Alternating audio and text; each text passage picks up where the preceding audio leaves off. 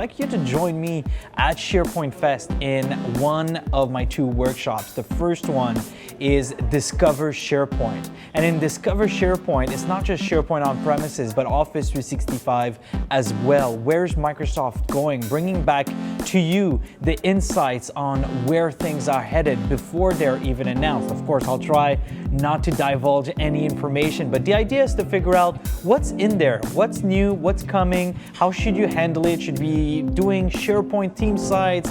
What's with this Office 365 groups thing? How are people using it? What can you do to manage it? So Discover SharePoint is not so much for beginners. Of course, it's great if you're a beginner into the world of SharePoint and Office 365, but it's also a good way to get an idea of what's available, how is it changing, where is it going, and staying at a high enough level to understand how you should architect your next environment and always stay on top of things. So join me at the workshop at SharePoint Fest called Discover SharePoint and Office 365. I'll see you there.